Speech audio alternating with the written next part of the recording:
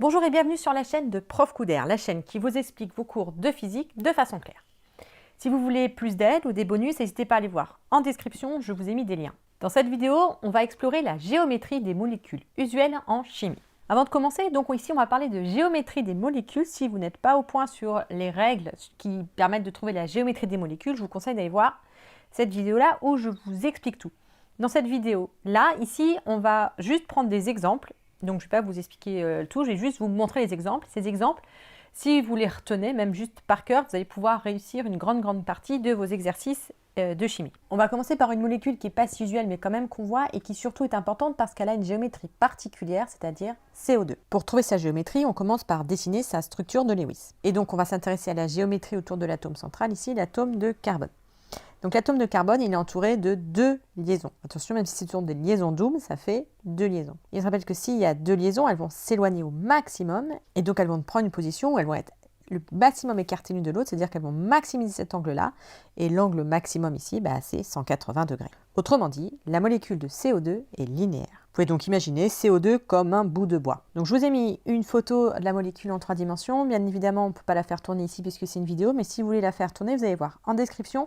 Je donne un lien vers un endroit où vous allez pouvoir faire tourner la molécule et la voir dans tous les sens. Ça, ce sera vrai pour toutes les molécules que je vais vous présenter. Bon, CO2, il n'y a pas trop d'intérêt à la faire tourner parce que c'est juste un bout de bois, un cylindre, voilà.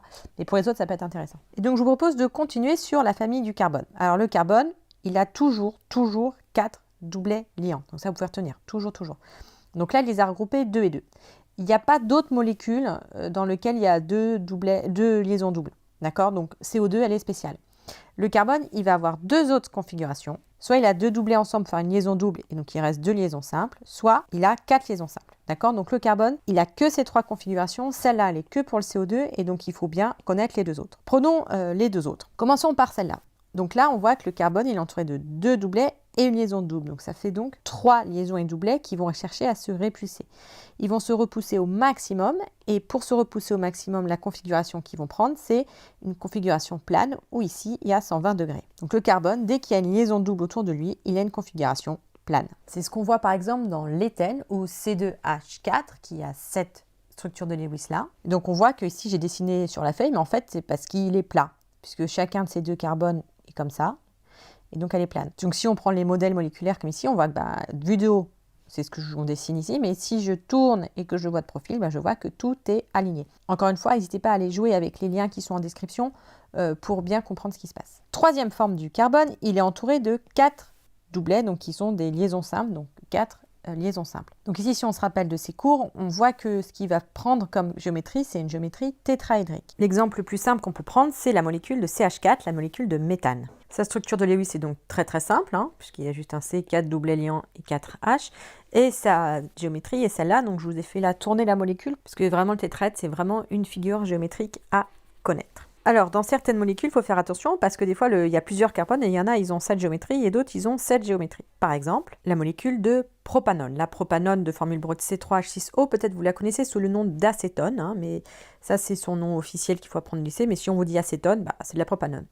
Sa formule brute, c'est C3H6O et sa formule de Lewis, c'est celle-ci. Donc ici, on voit qu'on a ce carbone-là qui a 4 liaisons simples, celui-là aussi. Donc on a 2 carbones tétraédriques et celui-là qui a une liaison double de liaison simple, donc qui va être plan. Donc si je dessine en 3 dimensions la molécule, ça va donner ça. Donc on voit bien qu'il y a un carbone plan et les deux autres qui sont tétraédriques. Je vous laisse regarder un petit peu la molécule pour bien comprendre quelle est la géométrie. Donc voilà pour les géométries du carbone. Passons maintenant à deux autres molécules qui sont assez communes. La première, c'est NH3 qu'on appelle aussi l'ammoniac. On commence par dessiner sa structure de Lewis. On voit que l'atome central, qui est ici l'azote, est entouré de 3 liaisons simples et d'un doublet non liant.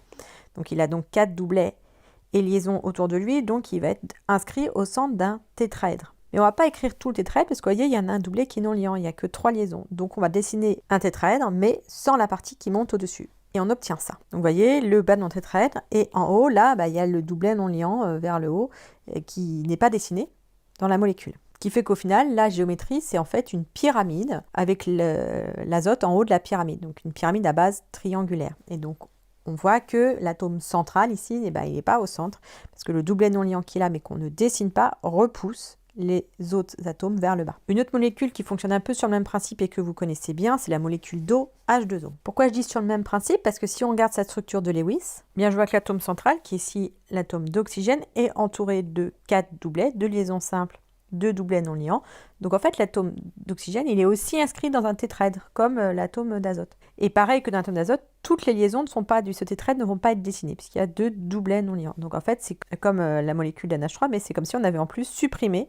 Voilà, on ne dessine pas cet atome, et on obtient une molécule comme ça, donc qui est plane, mais qui est coudée, parce qu'en haut, vous avez les 2 doublets non liants qui sont ici, qu'on ne dessine pas, qui vont repousser vers le bas les atomes d'hydrogène. Comme toutes ces molécules sont inscrites dans des tétraèdres, ici on a toujours un angle qui est toujours le même, qui est d'à peu près 109 degrés. D'accord? Donc dans la molécule d'eau, là, il y a 109 degrés. En fait, un tout petit peu moins parce que les doublets non liants poussent un peu plus fort sur les liaisons. Mais bon, l'ordre de grandeur, c'est 109. Et vous voyez qu'ici, la molécule d'eau, c'est un peu comme la molécule d'ammoniac, sauf que cet atome qui avait là, il n'est plus là, puisque c'est transformé quelque part en doublet non liant.